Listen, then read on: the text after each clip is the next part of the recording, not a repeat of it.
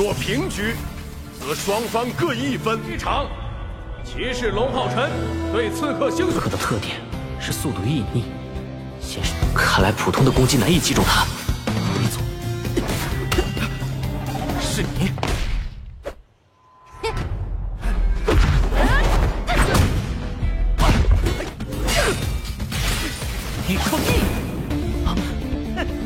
魔法店店主，毫无疑问的王。Halo Donghua Lovers, bagaimana kabar kalian semua? Semoga semua dalam keadaan sehat ya. Pada konten kali ini, Mimin akan kembali merekap bocoran alur cerita dari Donghua Throne of Seal, Season 2, episode 34, yang akan rilis hari Kamis, tanggal 22 Desember. Berhubung ini adalah bocoran cerita yang series aslinya sendiri belum dirilis, maka sudah pasti, suara serta gambar tidak akan sama, dan yang harus disimak adalah jalan ceritanya. Dan tak perlu berlama-lama lagi, kita langsung masuk saja ke alur ceritanya.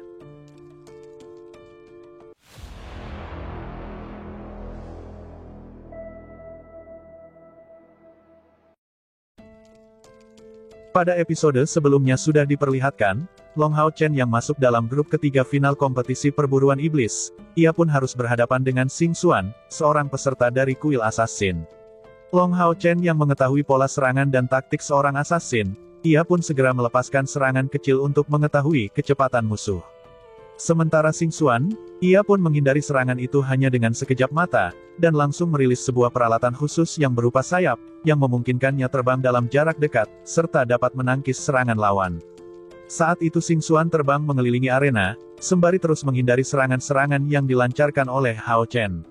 Dengan gerakannya yang cepat dan tanpa menimbulkan bunyi sedikit pun, tiba-tiba dalam sekejap mata, Xing Xuan telah berada di belakang Hao Chen dengan memegang dua belati. Belati di tangan kirinya mengarah lurus ke punggung Hao Chen, sementara belati di tangan kanan, fokus ia arahkan pada leher Long Hao Chen. Tepat saat dua belati itu akan bersarang di tubuhnya, Long Hao Chen dengan cepat mengambil satu langkah ke depan, dan berbalik ke sisi kiri, yang membuatnya berhadapan langsung dengan Xing Xuan, yang sebelumnya berada di belakang. Saat itu terlihat jelas, percikan api yang muncul akibat gesekan dari belati milik Xing Xuan yang bergesekan dengan armor yang digunakan Hao Chen.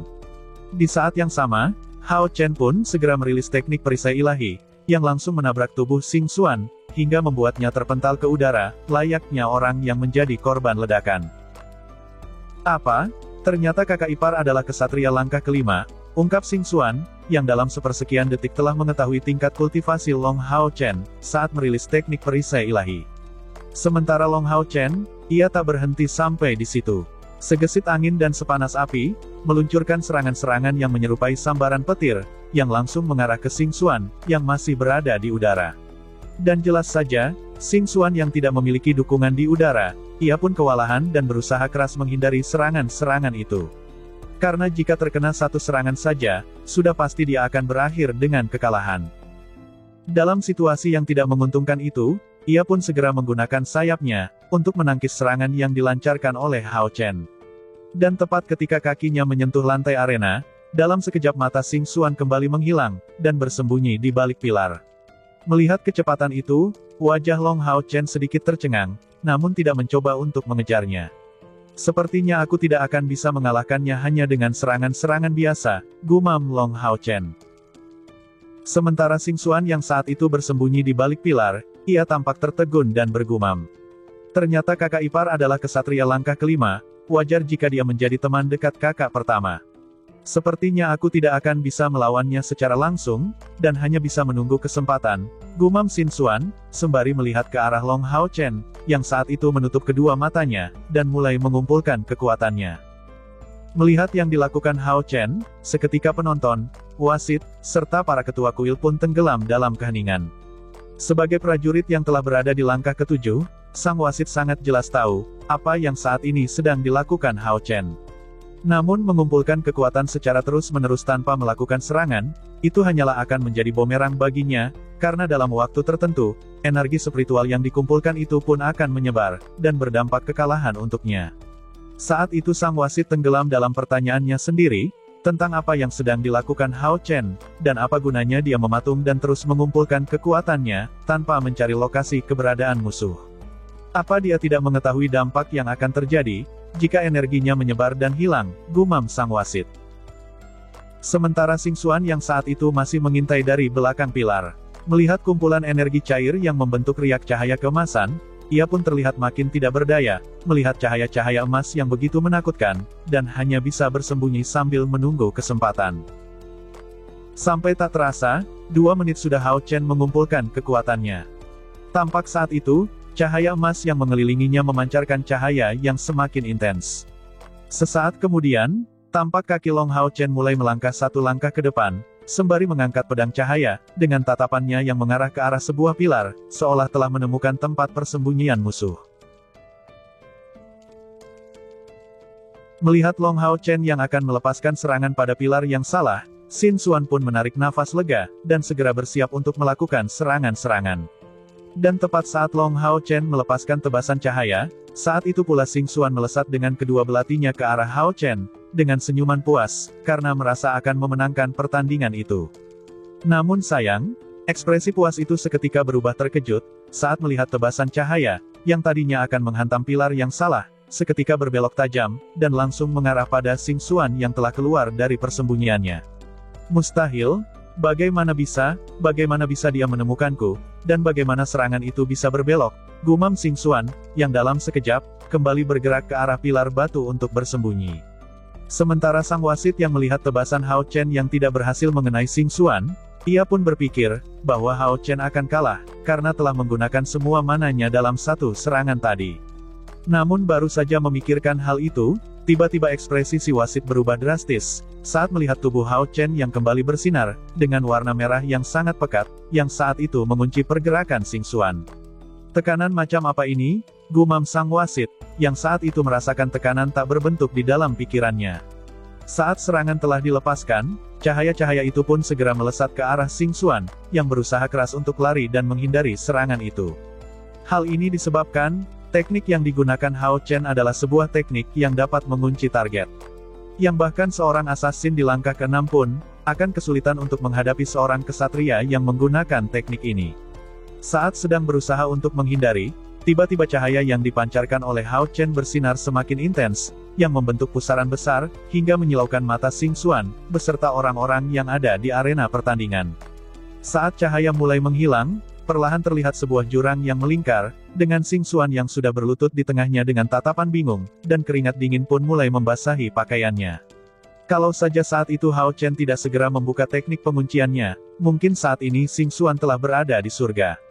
Kakak ipar aku mengaku kalah, ucap Xing Xuan, dengan tatapan yang sangat ketakutan. Sementara Long Hao Chen, mendengar Xing Xuan yang memanggilnya dengan sebutan kakak ipar, sontak ia pun kaget. Namun belum sempat berbicara apa-apa, tiba-tiba sang wasit berkata dengan keras. Pemenangnya adalah Long Hao Chen, dari kuil kesatria, ucap sang wasit, sambil menatap ke arah Hao Chen dengan tatapan heran. Sebagai kesatria langkah ke-7, sang wasit sendiri tidak mengetahui, kemampuan apa yang digunakan Hao Chen untuk menemukan lokasi Xing Xuan, serta membelokkan serangan tadi. Sedangkan para pesaing yang berada di grup yang sama dengannya, tampak saat itu mulai waspada. Apalagi sampai saat ini Hao Chen sama sekali belum mengeluarkan tunggangannya. Di saat Hao Chen telah mendapat kemenangan, tampak pertarungan antara Sima Xiang melawan Lin Xin yang masuk dalam grup kedua pun akan segera dimulai. Yang dimana saat itu, Lin Xin yang tidak memiliki informasi sedikit pun tentang Sima Xiang, ia pun melangkah ke arena dengan penuh keraguan, sambil menatap ke arah Sima Xiang. Itu adalah gaun pendeta, tapi dengan postur tubuhnya yang kuat, seolah-olah dia bukanlah seorang pendeta, karena seorang pendeta seharusnya lemah, gumam Lin Xin, yang melangkah dengan penuh keraguan. Lain hanya dengan Sima Xiang, si pria botak itu melangkah dengan pedenya ke arah arena. Saat keduanya telah berada di arena, sang wasit pun berkata dengan tenang. Karena seorang pendeta tidak pandai dalam strategi menyerang, maka selama ia berhasil bertahan dalam 10 menit, maka dia akan dianggap sebagai pemenangnya, ucap sang wasit. Karena hal yang terpenting bagi seorang priest adalah, kemampuan untuk menyembuhkan dan mendukung timnya dalam pertempuran. Dan akan sangat tidak adil, jika dalam seleksi ini seorang priest harus bertarung secara langsung.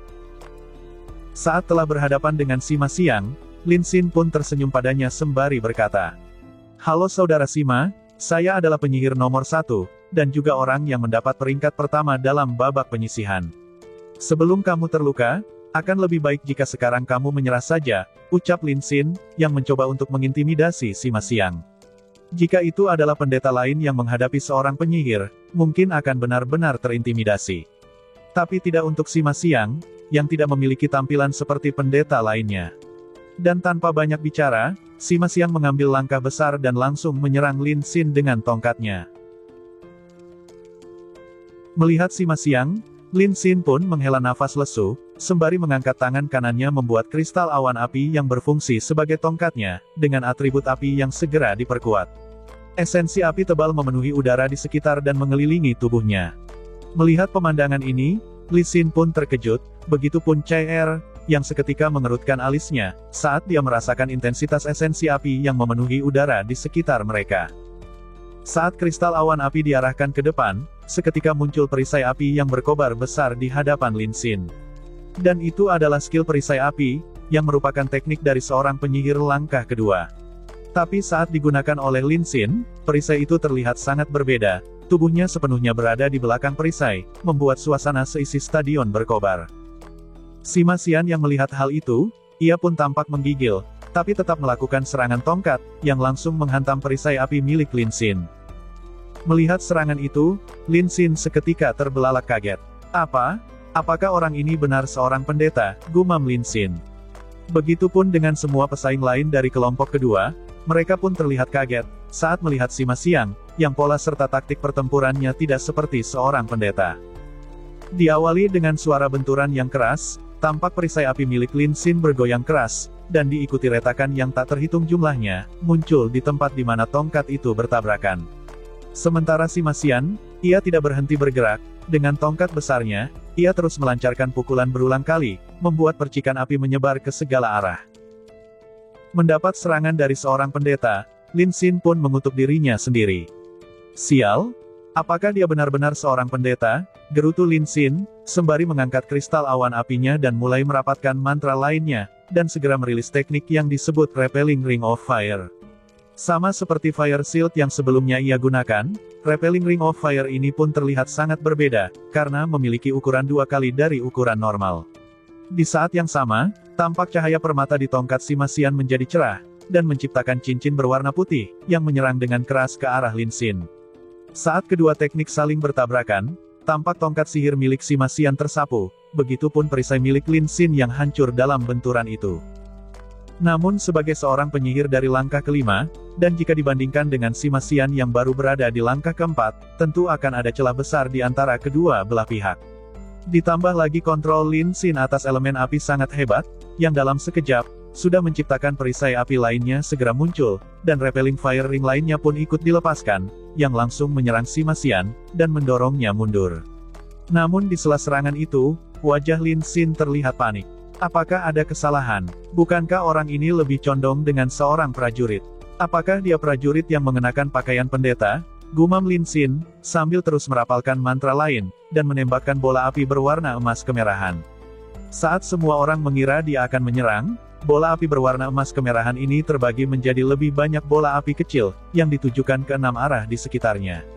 Elemen perisai api murni, biarkan aku melihat bagaimana kamu akan menerobos ini, teriak Lin Xin dengan marah. Sementara Sima Xiang, ia pun berkata, aku akan menghancurkannya dengan cara yang sama, ucap Sima Xiang. Dan tepat setelah ia berbicara, ia pun segera mengangkat tongkat sihirnya, dan memusatkan kekuatan ke arah tongkat miliknya, yang seketika berubah menjadi palu yang sangat besar, dan dengan ganas menghantam ke arah Lin Xin, membuat energi spiritual yang terkonsentrasi tak henti-hentinya melonjak di arena tersebut.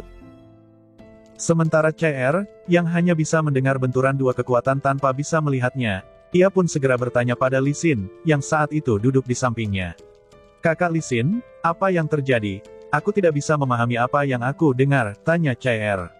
Sementara Lin Xin, ia pun tersenyum pahit sembari berkata, kamu tidak bisa memahami apa yang kamu dengar, tapi aku, bahkan tidak bisa memahami apa yang aku lihat. Seorang penyihir bertarung melawan seorang pendeta, tetapi pendeta adalah penyerang utama, dan penyihir adalah pembela utama.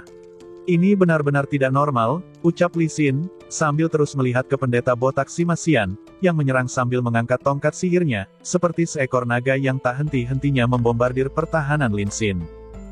Sementara Lin Xin, ia terus-menerus melepaskan perisainya, dan membiarkan Sima Xian terus-menerus menyerang. Sementara dia tidak bergerak sedikit pun, dan tidak menggunakan kemampuan menyerang, dan terus menggunakan kristal awan apinya untuk memperbaiki pertahanan, dan dengan tatapan bangga, dia berkata pada Sima Xian, bahwa sekeras apapun dia menyerang, itu tidak akan berhasil. Apakah kamu pikir dapat menembus pertahananku? Ucap Lin Xin, yang mungkin melupakan aturan utama dalam pertarungan ini. Sementara Sima Xian, ia pun mendengus dingin, sembari berkata, apa yang bisa kamu banggakan? Saat ini aku hanya menggunakan kekuatan fisik untuk menyerangmu. Sedangkan kamu menggunakan energi spiritual internal, yang cepat atau lambat, energi itu akan habis. Dan jika itu terjadi, aku pun ingin melihat, bagaimana kamu akan memblokir seranganku, ucap Sima Xian, yang sebenarnya saat itu benar-benar bingung dengan kekuatan energi spiritual Lin Xin yang tidak ada habisnya. Jika saja dia menggunakan sihirnya untuk melancarkan serangan, takutnya tidak akan ada kesempatan bagi Sima Xian untuk melawan. Karena faktanya, Sima Xian tidak bisa menggunakan kemampuan bertahan yang biasanya digunakan oleh para pendeta. Namun, dari awal hingga akhir Lin Xin ini tidak pernah menyerang, dan terus bertahan. Dan jelas saja, kejadian itu membuat para pesaing lain bertanya-tanya. Sementara Lin Xin, mendengar kata-kata Sima Xian, yang akan menunggu hingga energi spiritualnya habis, ia pun dengan bangga mengulurkan tangan kirinya. Dan dalam sekejap mata, muncul botol-botol kristal yang sangat berkilau. Apa benar kamu ingin menunggu sampai energi spiritualku habis? Tapi aku khawatir, itu tidak lebih dari lamunanmu saja, ejek Lin Xin, sembari berkata. Lihatlah, di sini aku mempunyai banyak pil, yang masing-masing pil, dapat memulihkan 200% energi dalam pertempuran ini. Oh, biarkan saya melihat berapa lama tubuhmu bisa bertahan, sindir Lin Xin. Melihat botol-botol obat milik Lin Xin, Sima Xian membuka matanya lebar-lebar sembari berkata. Ini jelas-jelas tindakan yang curang dan tidak tahu malu, ucap Sima Xian, yang langsung dijawab oleh Lin Xin. Apa? Apa yang kamu sebut tindakan curang dan tak tahu malu? Ini adalah persaingan, dan tidak ada aturan yang melarangku untuk menggunakan obat ini, ucap Lin Xin, sambil terus mengejek Sima Xian. Di sela kata-kata ejekan itu, tiba-tiba terdengar sang wasit berkata, berhenti, pertarungan telah berakhir, pemenangnya adalah Sima Xian, teriak wasit dengan suara keras. Mendengar keputusan wasit, serta merasa dirinya belum kalah, Lin Xin pun segera mengajukan protes pada sang wasit. Bagaimana dia bisa menang? Apakah Anda tidak melihat, bahwa sampai saat ini dia belum berhasil menerobos pertahananku, ucap Lin Xin, yang langsung dijawab oleh sang wasit. Coba kamu berpikir, di arena ini siapa yang menjadi pendeta, kamu atau dia? Ini sudah 10 menit berjalan, dan kamu belum bisa mengalahkannya, dan si pendeta yang malah menyerangmu secara membabi buta. Sekarang cepat keluar dari arena, ucap sang wasit. Mendengar ucapan wasit, Lin Xin pun akhirnya tertunduk lesu, karena mengingat aturan yang dikatakan wasit sebelum bertanding. Batas waktu 10 menit telah berakhir, dan yang ia lakukan hanyalah bertahan. Sementara Sima Xian yang harusnya bertahan dalam pertandingan, ia malah menjadi penyerang. Mengingat hal itu, Lin Xin pun segera melangkah keluar dari arena dengan wajah lesu. Sementara Sima Xian, ia pun mengejek Lin Xin dengan mencondongkan bokongnya. Sementara para peserta lain, mereka tidak tahu harus menangis atau tertawa, melihat kejadian itu. Namun yang paling tidak mereka pahami adalah Lin Xin, yang selama pertandingan, ia sama sekali tidak menggunakan mantra ofensif untuk menyerang. Lin Xin yang juga menyadari akan hal itu, ia pun kembali teringat kata-kata Ye Hua, bahwa kemungkinan besar Lin Xin adalah penyihir yang tidak dapat menyerang. Di sela pemikirannya itu, tiba-tiba terdengar lagi sang wasit berkata, pertandingan berikutnya adalah Lin Xin melawan Chai Er. Kedua pesaing diharapkan segera memasuki arena. Mendengar pengumuman itu, Lin Xin pun segera memandang ke arah Chai Er sembari bergumam. Sifat adik Chai Er begitu lembut, dan dia pun buta, bagaimana aku bisa bertarung dengannya, gumam Lin Xin yang saat itu merasa malu, karena harus melawan gadis buta.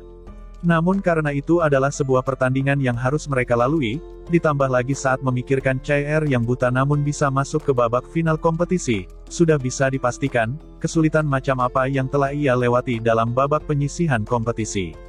Adik Chai Er, sekarang kita harus bergegas ke arena, ucap Lin Xin, sembari menuntun Chai Er masuk ke dalam arena.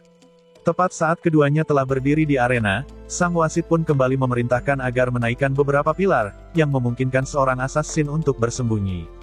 Namun belum sempat menempatkan satu pilar pun, tiba-tiba terdengar Chai Er berkata, "Aku mengaku kalah dalam pertandingan ini, jadi tidak perlu menaikkan pilar," ucap Chai Er, yang membuat Lee Sin serta peserta lain terperangah kaget. Begitupun dengan wasit serta para ketua kuil, yang juga kaget dengan keputusan Chai Er, dan itulah ending dari Donghua Throne of Steel, Season 2, Episode 34. Akhir kata, Friska di sini pamit.